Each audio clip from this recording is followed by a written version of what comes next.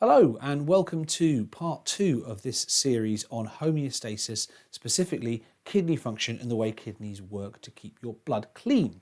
So a big thank you again to those students requesting videos, this one being very popular, and massive thank you of course to at ERA Anatomy for doing the backdrops from this. To go do check out her work, her artwork on Instagram.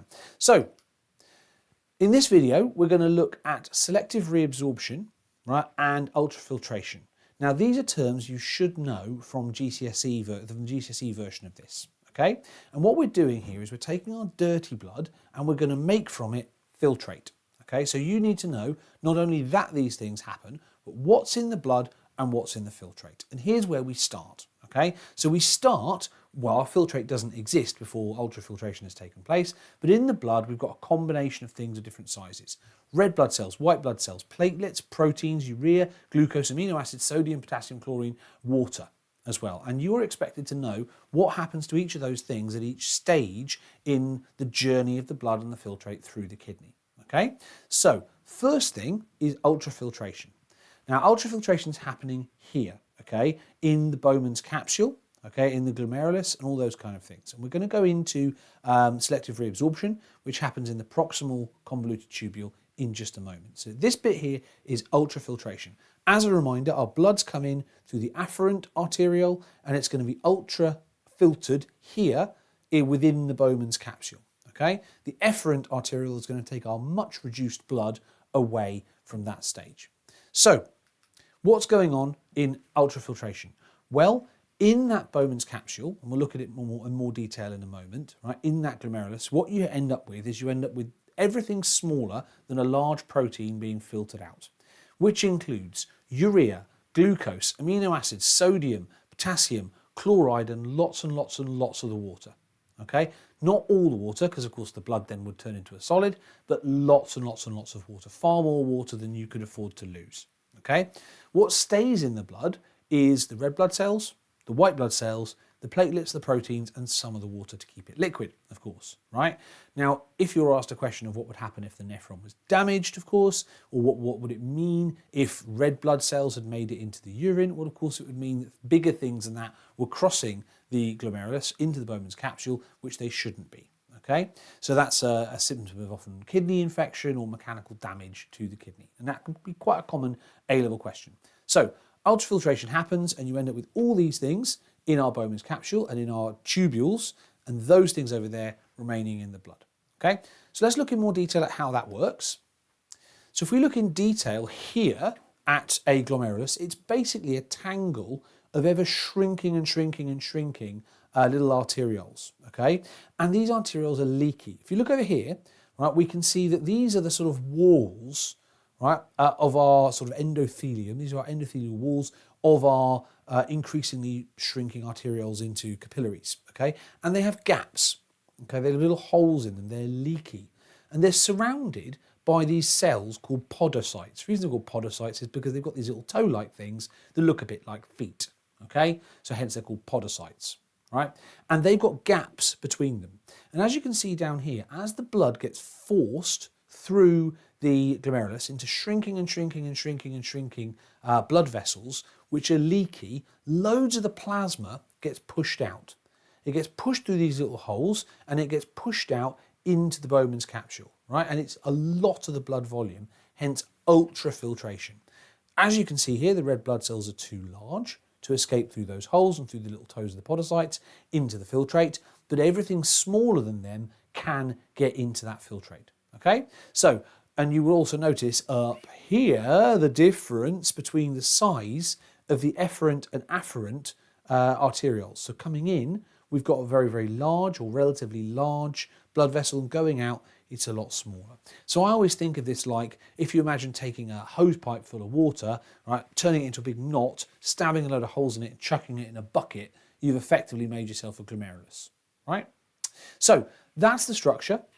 Blood vessels, small and leaky under high pressure, surrounded by these podocytes, these little cells that have got these little toe-like structures with gaps between them, surrounded by the Bowman's capsule, which collects all that filtrate, and then off it goes into the proximal convoluted tubule.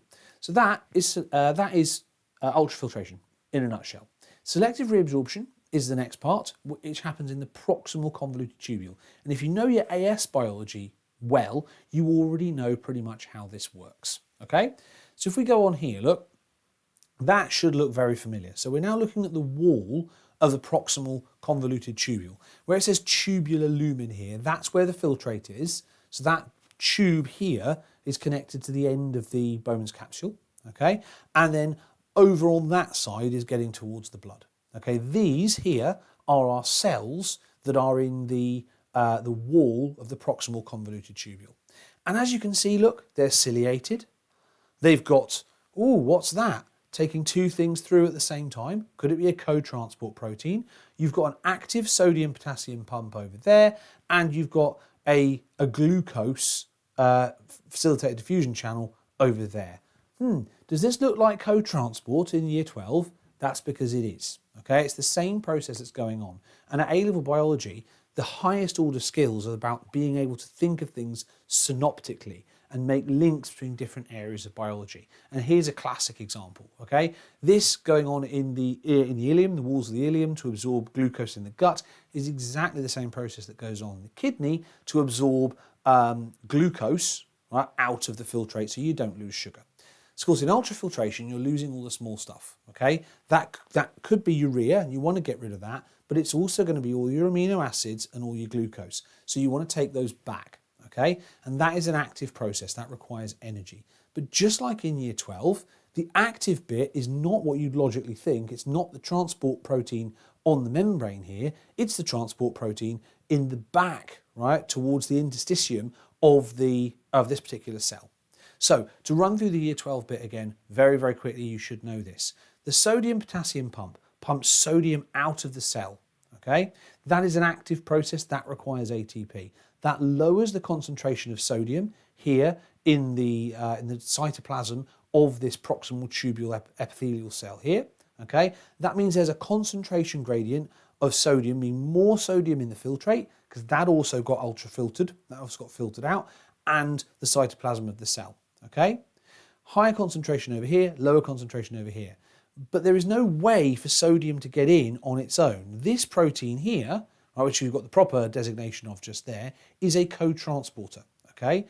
It can only take sodium along with glucose. Its tertiary structure is such that without one, the other won't move, okay? So the concentration gradient of sodium allows glucose to hitch a ride into the cytoplasm of the cell.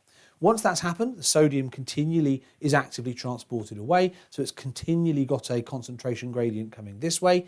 The glucose, of course, will then build up to high levels within the cytoplasm, and therefore it will move by simple facilitated diffusion through the GLUT2 protein there, and off it goes away and into the blood.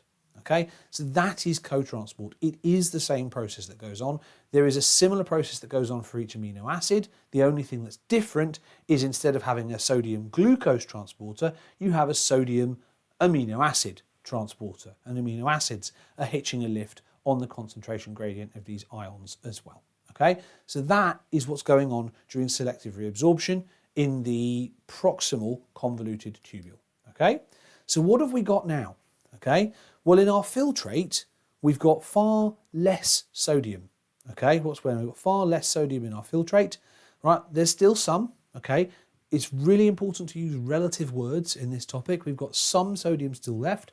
We've taken it off there. The urea is still there. There's still some potassium. There's still chlorine. There's still lots of water. So we can't let this filtrate go yet because we would dehydrate very quickly.